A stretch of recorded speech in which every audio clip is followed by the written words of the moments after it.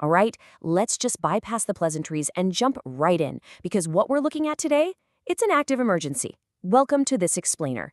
Look, today we aren't talking about market conditions, we aren't talking about bad luck, and we definitely aren't talking about external competitors. Instead, we're conducting a high-energy, highly visual deep dive into the internal biohazards that secretly derail our progress. We're looking at the 7 silent killers of success. Section 1. The Threat Within. Okay, let's dive into this. What you're seeing here is our field manual for today. It's a 20-point diagnostic dossier specifically designed to spot, understand, and actually cure these attitude diseases. Because the crucial takeaway here is that success isn't just about what you do, right? It's heavily dictated by the mental infections you manage to avoid. And make no mistake, this is an active threat.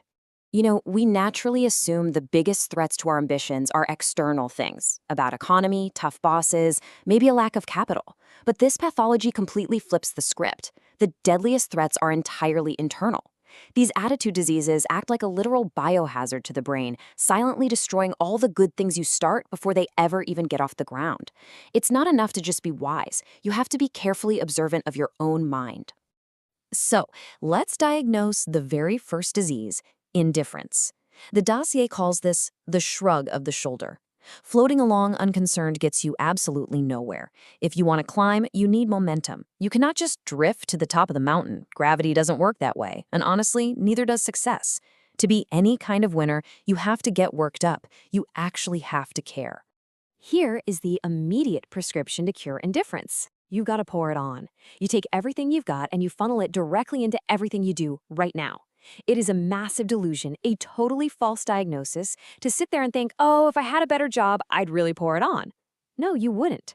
By giving it everything you have right now, it either quickly opens up into a brand new opportunity, or it quickly discloses that you ought to be doing something else entirely. Either way, you win.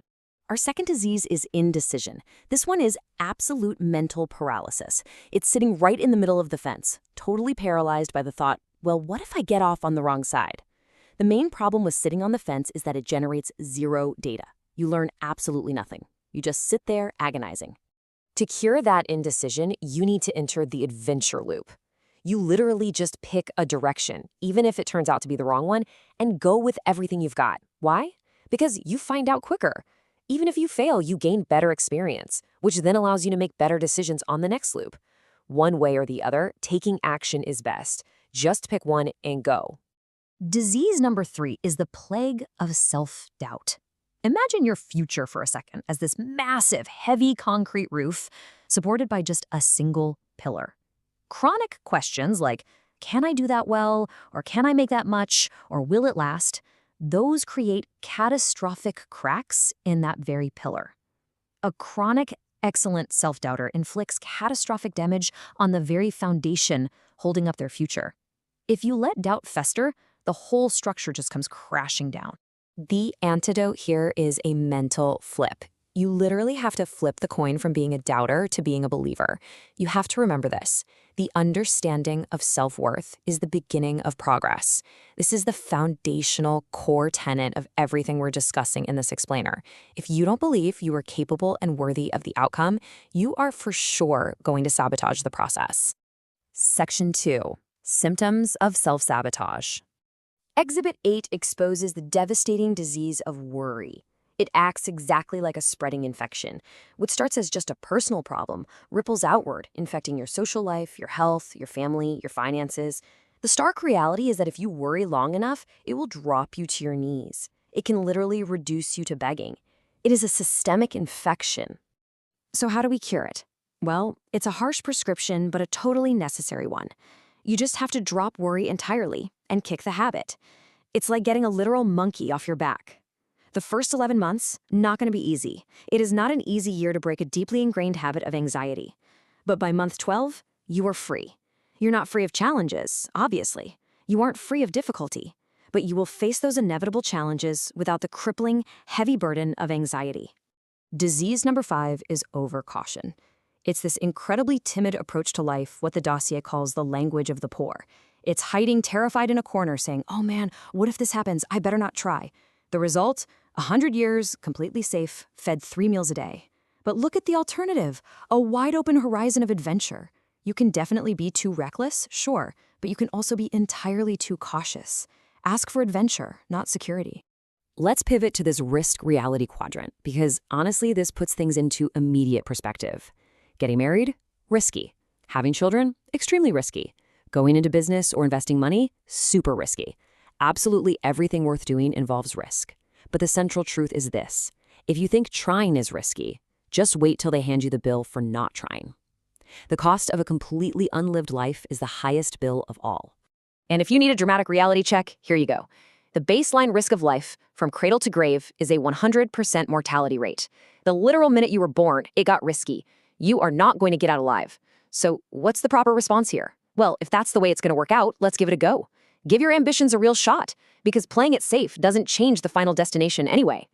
Next up is disease number 6, pessimism, the deadly disease of always looking on the bad side.